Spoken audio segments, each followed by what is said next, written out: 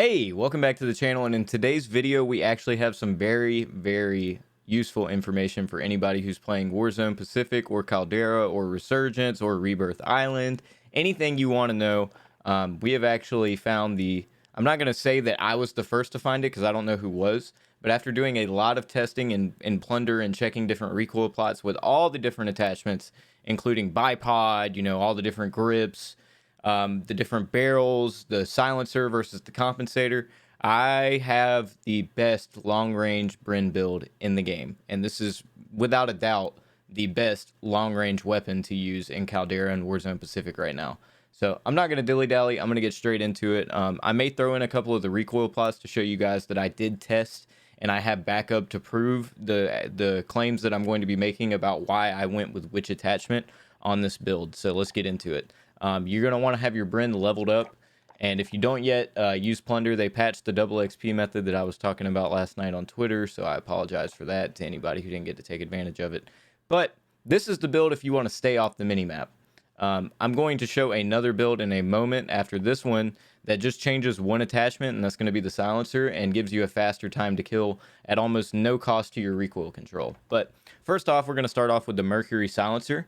I went through and I tested the other MX silencer and the G28 compensator because the compensator says it reduces recoil, but I found that the compensator actually made the recoil worse. Instead of being a straight vertical line, it made it like a W sideways. It had a lot of horizontal bounce, and I did not like that. That's part of the reason why this is the new meta, is that this gun hardly has any horizontal recoil bounce at distance.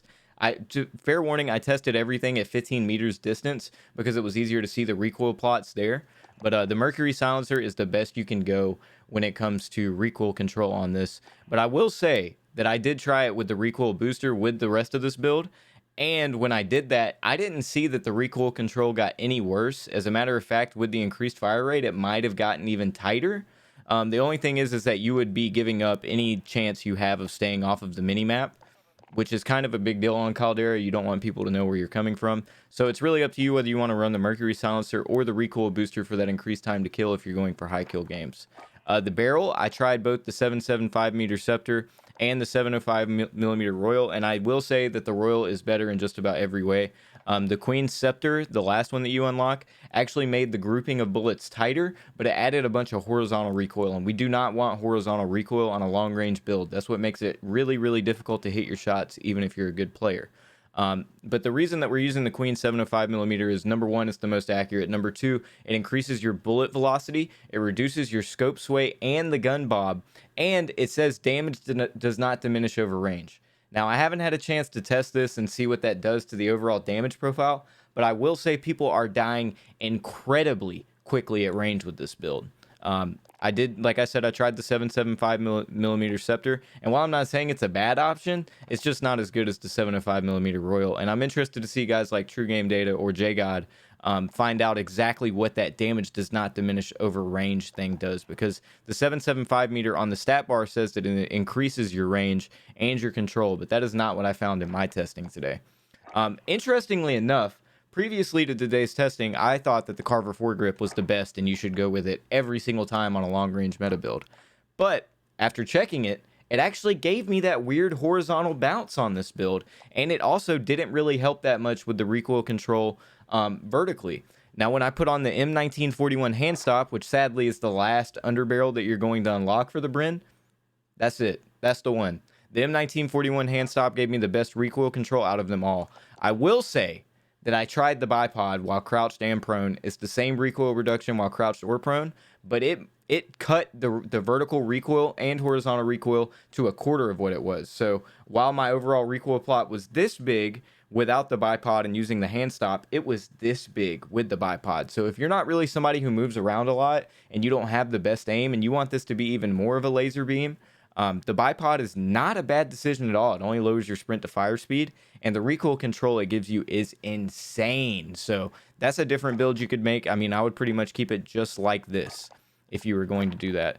The biggest part of this build that makes it worthwhile is the 6.5 Sakura 40 round mags.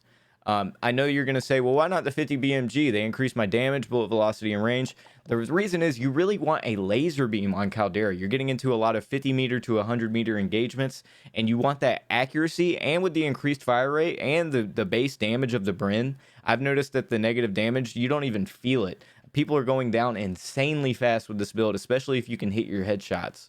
So definitely don't use any of these other ones. There is an argument that could be made for the 303 British 100 round drums. The gun is still accurate with those, but it's nowhere near the laser beam it is right now with this 6.5 Sakura 40 round mag.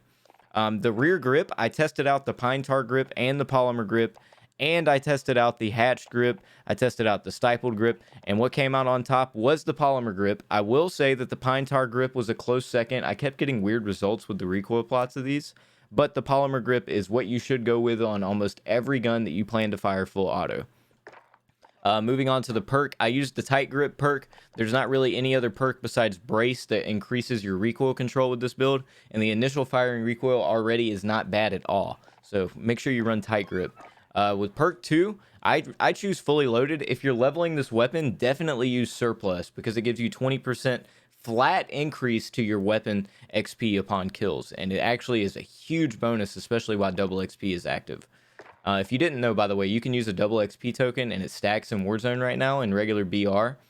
They removed it in Plunder, though. So if you're trying to level up your guns, make sure to throw on a double XP token in Warzone or hop into Vanguard Shipment. Next, we're going to look at the stock, and this was interesting to me. This was the least expected results I had out of them all. So previously, I was running the Oakenshield 12B or the Queen's Model 11BH because they seemed like they would provide the most recoil control, but that actually was not the case. While the Oakenshield 12B says it increases horizontal recoil control, I was actually getting a good bit of horizontal recoil with it, and the vertical recoil control was just nowhere near as good. I also tried the Oakenshield padded, absolutely horrendous recoil control for horizontal recoil. Do not use that. I didn't try the remove stock for obvious reasons. We're making a long range build, not a close range build. And the Queen's model, while not bad, it just has more negatives with the movement speed and the aim down sight speed compared to the Hawkinson SP2B, which says during sustained continuous fire, it increases your recoil control, which is going to stack with that tight grip perk that we're already using. And it increases your flinch resistance, which is huge if you're in a long range gunfight. That way, if somebody shoots you, you can continue to hit your shots if you're actually on target. So definitely, all of these other options are not worth using over the Hawkinson SP2B. Make sure you are rocking this stock if you're going to use this Bren build. And finally, I'm going to talk about something that I've been harping to anybody I know who plays Warzone. I've been going throughout different streamers' chats and letting them know that this is by far, in my opinion, the best scope in the game. The SVT-40 PU scope 3 to 6x. It has a 3 to 6x variable toggle, and it doesn't give you glint at all, which is pretty good considering you can get up to 6 times magnification level, which I don't really recommend zooming in on it. I noticed throughout today's testing that it actually affected the recoil control horizontally if I did the second variable zoom, which was really weird to me. I thought that it would actually increase my recoil control, at least visually, but it did not do that. It made it worse. So while I don't recommend zooming in with it if you're in a long-range gunfight, it actually helps a lot to scope out on Caldera and see the rotations of enemies coming towards you and things like that. So other recommended builds when it comes to optics that I can say are actually very, very good. The MK12 night vision, very, very good. I'm not a very big fan of rocking a night vision optic, but if you're really, really struggling to see people on Caldera, this is what I recommend you use. It's either that or the 3 to 6x for spotting people.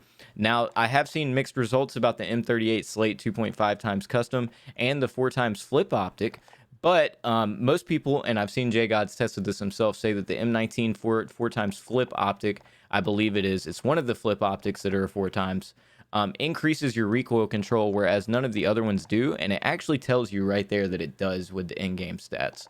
So those are your different options for this Bren build. This absolutely is the long-range meta right now. The only thing that comes close is the Cooper Carbine.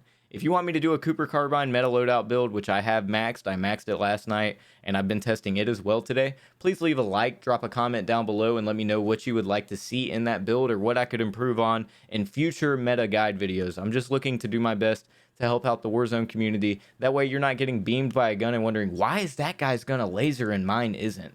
If you enjoyed the video, please be sure to drop a subscription and ring that bell. I hate saying that. I'm totally trying to get used to doing the YouTube intros and cringy things. So I apologize if there was any part of this video you didn't enjoy, but hope you guys enjoy the build. Have a good day.